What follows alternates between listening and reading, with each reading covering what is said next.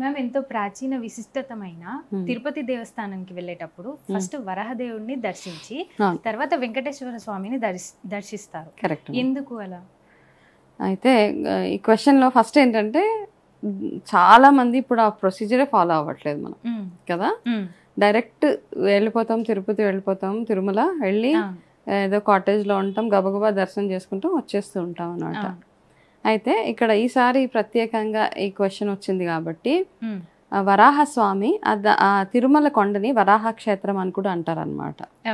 Okay, మత్స్యకూర్మ వరాహ 3వ అవతారం కదా ఆయన అక్కడ ఉండేవారు అనమాట తిరుమల. ఎప్పుడైతే వెంకటేశ్వర స్వామి అక్కడికి వెళ్ళారో, మనం శ్రీనివాస కళ్యాణం స్టోరీ మొత్తం చదివితే మనకు తెలుస్తుంది ఈయన ఎందుకు అక్కడికి వెళ్ళారు. అలా ఆయన వెళ్ళినప్పుడు ఆయనకు ఒక ప్లేస్ కావాలి ఉండడానికి. అలా ఈ వరాహస్వామి దగ్గరికి వెళ్ళి నాకు ఉండడానికి నాకు ఇక్కడ ఒక స్థలం ఇవ్వమంటే ఆ వరాహస్వామి అంటారు, సరే నేను నీకు ఇస్తాను, మరి నువ్వు అలాగా కలియుగ దైవం నీకు ఇస్తాను, కానీ నాకేమిస్తావు నువ్వు అని అడుగుతారు అనమాట.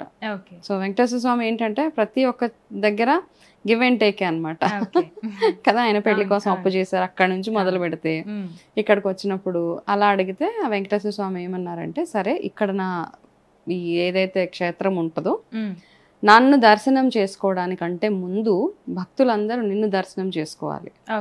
అలాగే ప్రతి నా కోసం వండే నైవేద్యాలు ముందు నీకు పెట్టిన తర్వాత నా దగ్గరికి వస్తాయి అవన్నీ.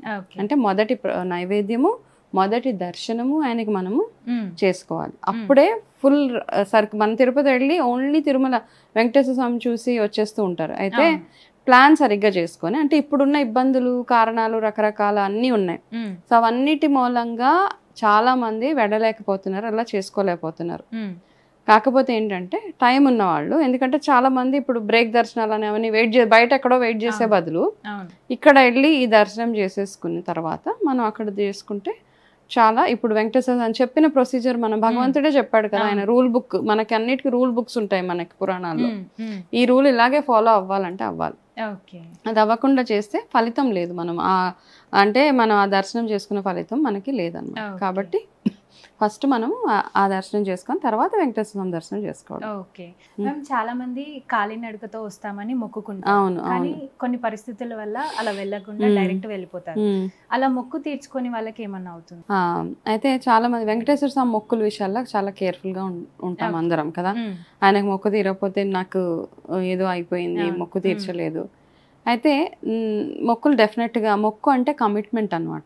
మనం ఎలాగైతే ఒక మనిషి కమిటెడ్గా ఉన్నారా లేరా అంటే, ఇప్పుడు మీ ఫ్యామిలీలో నువ్వు చెప్తావు మీ మదర్కి, అమ్మ నేను పలానా టైం కల్లా వచ్చేస్తాను ప్రతిరోజు అంటావు. నువ్వు రోజు లేట్ వస్తే మీ మదర్కి నీ మీద ఉన్న కాన్ఫిడెన్స్ పోతా.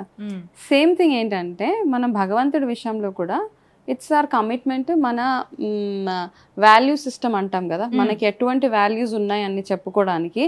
అంటే అవసరానికి ఏదో మొక్కేసి మనం అవసరం తీర్పోగానే వదిలేయడం కాదు, మన కమిట్మెంట్. అంటే ఆ కమిట్మెంట్ తీర్చినా తీరకపోయినా భగవంతుడు మనల్ని ఎప్పుడు పనిష్ చేయడు. ఓకే, ఒకవేళ మనం అనుకున్న కోరిక తీరిపోయి కానీ మనకి కాలినడక అన్నాం, సరే నేను ఒక కోరిక కోరుకున్నాను, ఇప్పుడు ఆ కోరిక అంతా తీరిపోయే లోపల నాకు కాళ్ళ నొప్పులో కీళ్ళ నొప్పులో వచ్చేస్తాయి, అవునా? ఆ వచ్చేసినప్పుడు నేను ప్రాక్టికల్గా నాట్ పాసిబుల్, ఇజంట్ ఇట్? నేను వెళ్ళలేను, నాకు ఆరోగ్యం సహకరించట్లేదు కాబట్టి నేను రాలేను నీ దగ్గరికి. అప్పుడు భగవంతుడికి మనం మొక్కుకోవడమే, నేను రాలేను. అక్కడంటే ఒక అడ్వాంటేజ్ ఏంటంటే మనకు అపరాధం ఒక 1116 వేసేయచ్చు వెంకటేశ్వర స్వామి గుడిలో. మొక్కులు తీర్చుకోలేని వాళ్ళు ఎవరైతే ఉన్నారో వాళ్ళు అనుకుని తీర్చలేకపోతే అపరాధం మొక్కు కింద ఎంతో కొంత హుండీలో వేసేయండి అంటారు అనమాట. సో అలాంటి ఆప్షన్ ఉంది. కానీ ఆల్ సెడ్ అండ్ డన్ భగవంతుడు ఎప్పుడు మనల్ని పనిష్ చేయడు కదా. ఆయన ప్రొటెక్షన్ మాత్రమే ఇస్తాడు మనకి, కరుణ దయ అన్ని ఆయన దగ్గర నుంచి ప్రొటెక్షన్.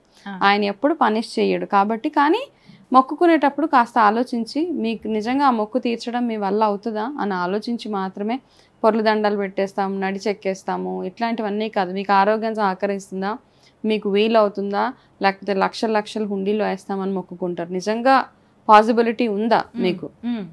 కొంతమంది అక్కడ దాకా వెళ్ళి అప్పటికప్పుడే నిలువు దోపిడీ ఇచ్చేస్తామని ఒంటి మీద ఉన్న బంగారం అంతా వేసేస్తూ ఉంటారు. అలా కూడా ఉంటది అనమాట.